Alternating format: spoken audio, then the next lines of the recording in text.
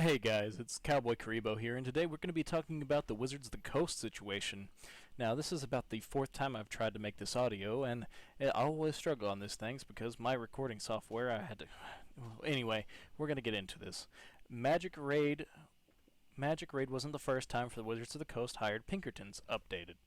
Now, this is from Gizmodo, and there are other sources that have claimed this as well, and we're just going to go through the main thing. Now, if you don't know the gist of this and you want the bullet points I so often give, the Pinkertons basically were hired by Wizards of the Coast because a fan got the wrong thing from a distribution center, and they were tasked with forcefully getting it back. Now, Magic: The Gathering March of the Machines Aftermath was supposed to be released at the beginning of May.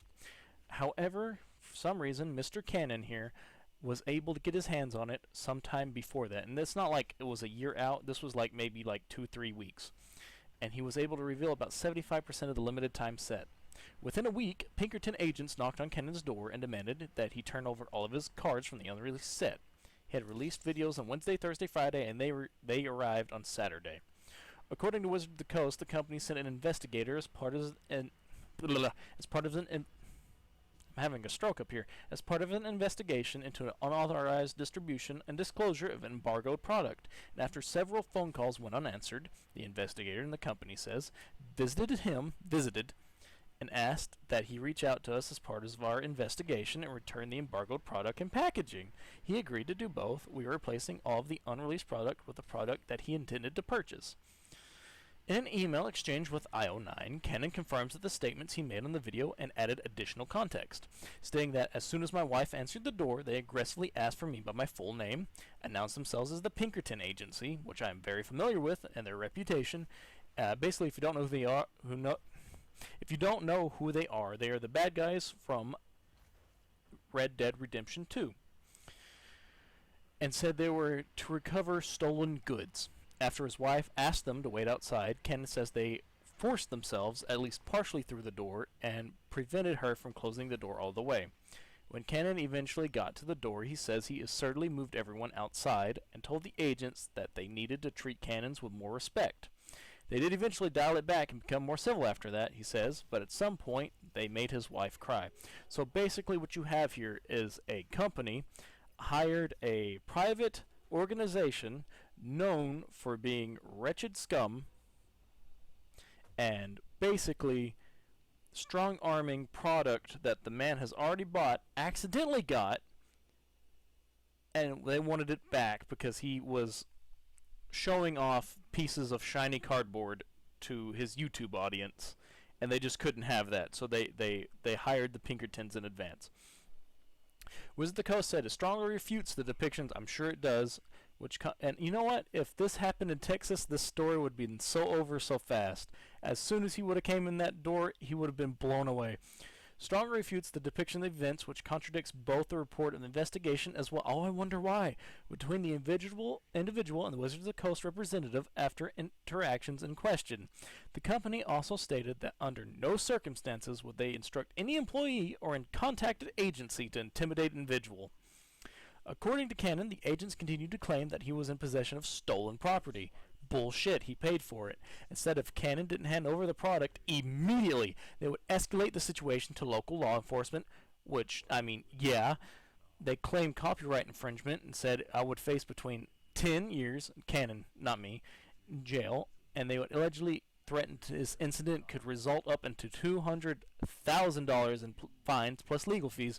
Yeah, maybe for Wizards of the Coast, because again, this guy did nothing wrong. It was a screw-up at the distribution center. This, Cannon says, was the first interaction with the Pinkerton agents, and they tried to confront him at his house on Friday, but nobody was even home. So they were there way before Saturday. Cannon said in a video uploaded April 25th that the Pinkerton agents, after attempting to go to Cannon's house, began door knocking on the homes of his neighbors, asking for information about him, and saying that they had an appointment with Cannon. According to Cannon, the Pinkerton agents said they didn't want to call me before showing up because they didn't want me to react and get rid of the cards. Oh yes, because he would just piss on them and burn them and just absolutely destroy them because they're drugs. He was going to flush them down the toilet. It was contraband, yeah.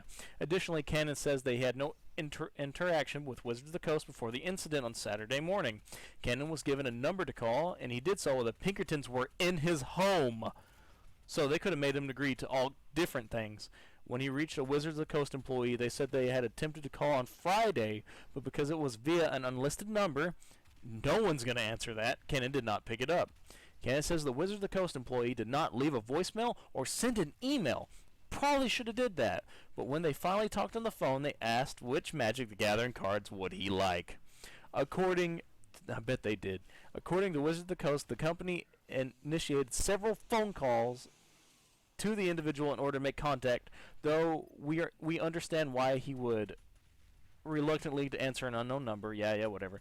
When he was unable to make contact by phone, local contractors were asked to try to make contact and request help in the investigation, including return of the product, which aid in our investigation. The company also confirmed that it was ordered to replace all of the unreleased product with the correct released cards. Cannon told I9 that he believes he received these cards because of the distribution error. He said he was not aware of any embargo on revealing these cards and said that YouTubers frequently open early boxes and are allowed to show off cards early, which is true. He claims that he purchased about $4,000 under impression that they were from the already released set March of the Machines. Now you can see March of the Machines and March of the Machines Aftermath, very close names. There would have been no restrictions or any rules given to him at any point. Because this is an accident, there are really no rules set anyway. Wizard of the Coast declined to comment on Cannon's explanation of how he got the cards, stating that what happened leading up to the individual receiving these cards is still under investigation. A simple email or phone call from Wizard of the Coast and I would have recuperated, he said. There was absolutely no need to send such a notorious agency to my house to frighten my wife and threaten us. I do not appreciate all the... I do really appreciate all the support from the Magic community during this, he said. I've loved the game since I started playing back in 1994, and I do intend on continuing this channel and opening more products. Cannon says that he is a hobbyist, not a full-time or even part-time content creator or influencer. Until this weekend, he had less than 4,000 followers on his YouTube channel. Sending bullish private investigators to Cannon's house in order to retrieve product would be a massive overreaction to a problem that is typically solved with a letter from a lawyer. Additionally, there may have been no need to ask for physical cards back. Wizards of the Coast could have tracked the origin of the product using the foil wrappers and the cards that came in the card boxes, both which means for tracking and distribution printed on their surfaces. This could have happened to anyone, and it's pretty ridiculous that these tactics were employed against a man who is literally just some guy. Now, that is what I think too, and they also, you got to remember as well, they also try to pull some stuff with D&D not too far back. And I think it's literally time to start boycotting this agency, because it's gotten to the part where not only are they bullying their fans, but they're now sending notorious gangs strongmanning people in their own homes to comply with demands they're making for product that the customer has already bought and just received accidentally. Not even illegally, accidentally. By either their or some of their distribution setup, because they don't have originality in their names. Literally, you name the set that twice and expected no one to get mixed up. From a multi-million-dollar corporation with tons of stores with tons of distribution centers. This is ridiculous, and we should not stand for it, not only as fans, but as consumers. This guy paid $4,000 for a notorious gang to show up at his house to scare his wife. I have been Cowboy Karibo.